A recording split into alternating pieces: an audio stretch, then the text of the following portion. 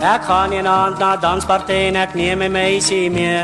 En daarna stap ons koffie toe, laat ek haar kos kan gee. Ek neem haar in my Maximin en ek vra wat sy wil hê.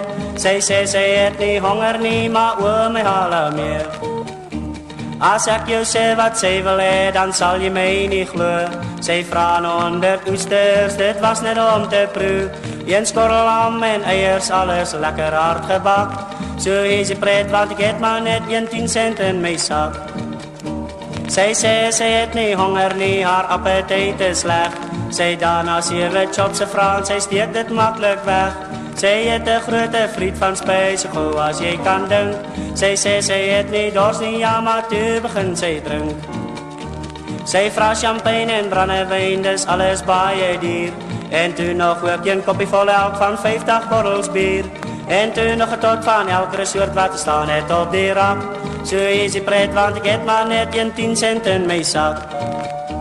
En naderhand moes ek betaal vir al die kos en drank. Ek gee die man my shilling, toe hoor jy 'n geklank van die borrels en die glase, toe hy hoor die toonbank spring. Hy gryp my aan my boordjie beet, dit's 'n hele nare ding. Hy het my op my kop geskop en hy klap my op my mond. My oog is blou van 'n vreeslike hou en hy smyt my op die grond. My arme neus is plat gekneus en ek voel net baie swak. Wat beter vir my om tuis te bly met my 10 cent in my sak. Dankie vir die aand. Sy skryf my 'n briefie, sy sê my liewe chum, kom al my môre asseblief, want ek het 'n goeie plan. Ek voel net baie honger en ek hoop dat jy vir my môremiddag na die koffie neem, dan is ek baie bly. Ek skryf weer terug aan, jy moet dink dat ek is gek. My oog is blou, my kop is plat en ek het 'n skewe bek.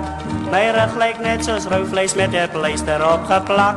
Ek is nie gek, want vandag het ek nie 'n ou lap in my sak.